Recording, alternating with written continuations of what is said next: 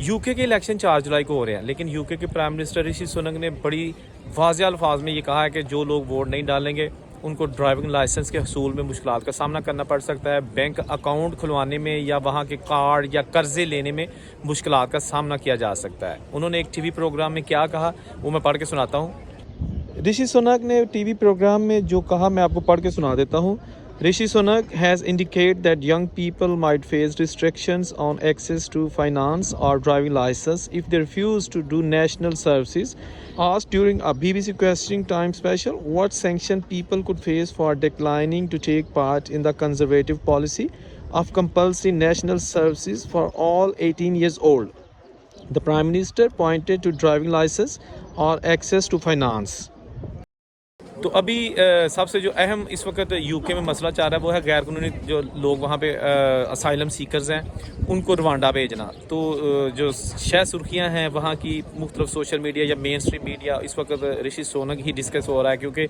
ऋषि सुनक ने वो काम किए हैं जो इससे पहले शायद किसी प्राइम मिनिस्टर ने इसने इतने बड़े लेवल पर जाकर नहीं किए या प्लान नहीं किया था। वो कि इसको बहुत ज़्यादा दुनिया भर में तनकीद का निशाना बनाया जा रहा है कि ऋषि सुनक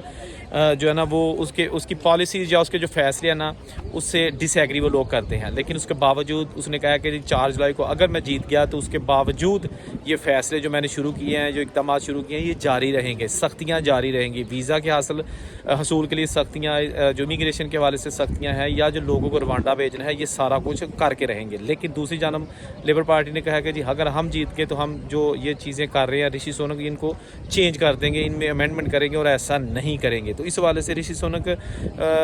काफ़ी क्रिटिसिज्म का सामना करना पड़ रहा है उनको, और उन्होंने जो है ना वहाँ के लोग जो है ना वो कह रहे हैं कि ये बहुत कम चांसेस है कि ऋषि सुनक आइंदा इलेक्शन जीते और प्राइम मिनिस्टर बने या उनकी पार्टी जीते, क्योंकि ये हालात काफ़ी जो है ना ख़राब हो चुके हैं यूके के, कुछ ऋषि सुनक की वजह से और कुछ ओवरऑल जो इकानमी उनकी जो गिर रही है वो तारीख की बुलंद तरीन सतह पर जो है यूके की इकानमी गिरी है। तो अभी रिसेंटली जो है ना उन्होंने यही कहा है कि जी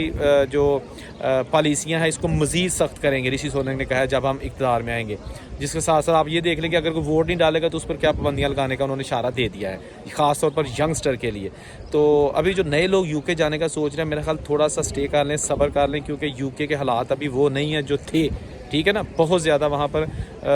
हलचल मची हुई है, लोगों में जो ऑलरेडी वहाँ पे पहुँच चुके हैं या जो नए लोग हैं, क्योंकि यूके की जो वीज़ा रेशियो है ना देसी कंट्रीज़ के लिए, पाकिस्तान, इंडिया वगैरह, बहुत उन्होंने लो कर दिया, 50% से भी कम कर दिया है, ख़ास स्टडी वीज़ा हो, ख़ास स्पाउस वीज़ा हो। आप देखें कि स्पाउस वीज़ा यानी कि अगर आप स्टडी वीज़े पे जाते हैं यूके, तो बेशक आप मास्टर डिग्री में, हालांकि मास्टर डिग्री एक बड़ी हाईएस्ट डिग्री होती है, उसमें भी वहाँ पे गए हैं तो आपको वहाँ पर अपनी बेगम को बुलाने की इजाज़त नहीं है, या अगर आपकी बेगम वहाँ पे पढ़ने के लिए गई है तो आपको बुलाने के लिए यानी कि हस्बैंड को नहीं बुला सकती अनलेस के वो वहाँ पे PhD नहीं कर रही, ठीक है ना। तो बड़ा ख़र्चा होता है PhD करने में अगर तो आप स्कॉलरशिप पे नहीं हैं। तो इसलिए जो स्पाउस वीज़े जो लोग वहाँ पे नेशनल हैं, जिनको अपनी बेगमात को बुलाना है और उनके पास वहाँ की परमानेंट रेजिडेंसी है, तो उनकी जो सालाना इनकम शो करने की अमाउंट है उसमें भी इजाफा कर दिया है, यानी एक साल में 3 बार इजाफा कर दिया है, ठीक है ना। पहले ये 18,500 पाउंड सालाना इनकम होनी चाहिए थी अपनी बेगम को किसी दूसरे मुल्क से यूके बुलाने के लिए, उसके बाद ये तकरीबन 36,000 पाउंड कर दी और अब इससे भी ज़्यादा बढ़ाए जाने का अंदिया दिया जा रहा है। तो बहरहाल ये छोटी सी अपडेट्स ही देखते रहिए मिस्टर बेग।